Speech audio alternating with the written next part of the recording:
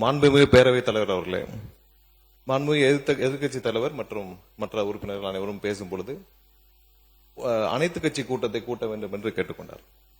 அதாவது இந்த சபையில ஒருமனதாக எல்லோரும் சேர்ந்து அனைவரும்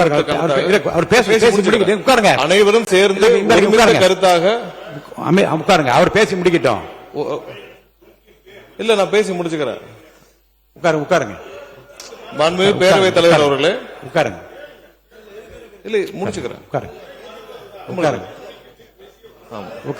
மாண்புமிகு பேரவைத் தலைவர் அவர்களே, உட்காருங்க. அனைத்து கட்சிகளும் சேர்ந்து ஒருமித்த கருத்தாக தான் நம்ம தீர்மானம் நிறைவேற்றணும். அதை தாண்டியும் இப்பொழுது எதிர்க்கட்சி தலைவர் அவர்களும் மற்றவர்களும், முக்கியமாக எதிர்க்கட்சி தலைவர், அதாவது அனைத்து கட்சி கூட்டத்தை கூட்ட என்ன பயம்னு கேட்கிறார். 3 வருடங்களாக யாரை பார்த்தும் பயப்படாத எங்களுடைய தலைவர் இதுவரை எந்த பயமும் யாரை பார்த்தும் எந்த விதத்திலும் பயந்தது கிடையாது. 3 வருடமா நீங்களும் அதான் பார்த்துட்டு இருக்கீங்க. யாரை பார்த்தும் பயம் இல்லை. ஒரே ஒரு விஷயத்தை சொல்லிக்கிறோம்.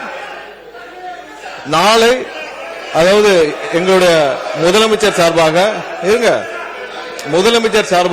நாளை டீலிமிட்டேஷன், அதாவது முக்கியமான பிரச்சனை, இருங்க பேசிக்கிறேன். முக்கியமான பிரச்சனை டீலிமிட்டேஷன் சார்பாக அனைத்து எம்பிக்கள் கூட்டத்தை முதலமைச்சர் கூட்டியிருக்கிறார். அனைத்து எம்பிக்கள் பிரச்சனை குறித்து நாளை டீலிமிட்டேஷன் சார்பாக, தமிழக உரிமைக்காக முக்கியமான பிரச்சனை சார்பாக நாளை முதலமைச்சர் அனைத்து எம்பிக்கள் கூட்டத்தை கூட்டியிருக்கிறார். அதற்கு திமுக எம்பிக்கள் கலந்து கொள்வார் என்பதை எதிர்க்கட்சியை தெரிவிக்குமாறு கேட்டுக்கொள்கிறேன்.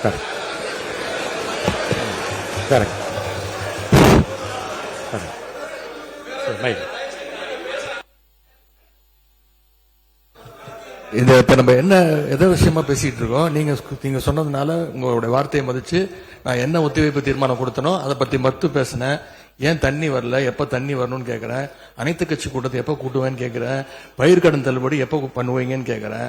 அதுக்கு சம்பந்தமே இல்லாம நம்முடைய அமைச்சர் அவர்கள் வேற ஏதோ திசை திருப்ப பாக்குறாரு.